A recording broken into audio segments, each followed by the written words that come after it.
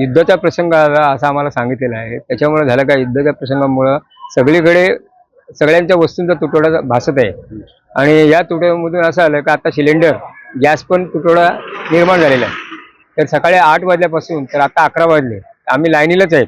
कोणी पावत्या फाडून घेतल्यात, कोणी काय येणार, सिलेंडर येणार आहे म्हणून 2 उरणवरनं येणार आहे. गाडी अजून का आली नाही, गाडी कधी येईल का सांगता येणार नाही. पण लोक बसलेले आहेत सकाळी 8 वाजल्यापासून.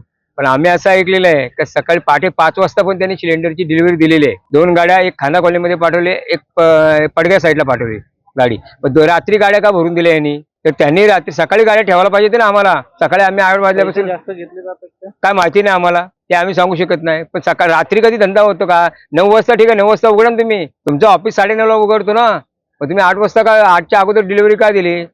गॅसचा तुटवडा निर्माण झालाय. प्रत्यक्षात तरी सांगतात की कोणत्याही प्रकारचा गोंधळ नाही आणि अफवांवर विश्वास ठेवू नका. पण प्रत्यक्षात मात्र अशी दिसते की 4 दिवस झालं मी तरी गॅस बुकिंग केलेला आहे आणि काल सांगितलं मला 8:30ला या, परवा सांगितलं 8:30ला या, काल मी 8:30ला इथं येऊन गेले, पण सकाळी गॅस संपलेले होते.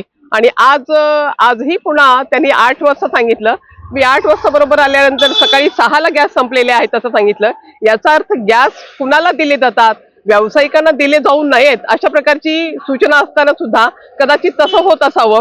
आणि यामुळं ग्राहकांना, आणि माझ्याकडे तर एकच सिलेंडर आहे आणि तरी सुद्धा ते आम्हाला कुठल्याही प्रकारच्या नियमित कारवाईतून सुद्धा मिळत नाही. अशा प्रकारची गोंधळाची परिस्थिती निर्माण झालेली आहे. याचं व्यवस्थापन योग्य प्रकारे करणं जरुरीचं आहे. शासनाची ही महत्वाची जबाबदारी आहे. कुठेतरी स्टॉक दाबला जातो हा, असं निश्चितपणे होत आहे. कारण याशिवाय सामान्य माणूस आता रस्त्यावर येणार नाही.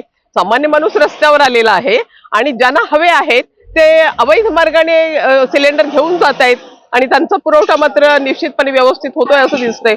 मला असं जाणवतंय की युद्धाचा परिणाम झालेला आहे. उदाहरणार्थ गॅस सिलेंडर मध्ये आम्हाला लाईनीत लागावं लागतंय. जे गॅस सिलेंडर आम्हाला वेळेवर भेटायचा, आज मी सकाळी 8:30 वाजल्यापासून लाईनीत लागलो. त्यांनी मला पावत्या दिल्यात आणि परत त्या पावत्या घेऊन आम्हाला परत ह्या ठिकाणी लाईन लावावं लागते. याचा परिणाम जाणवतोय. भविष्यात तुटवडा झालेला असं मी सांगू शकत नाही, पण मला जाणवतंय की तुटवडा झालेला आहे.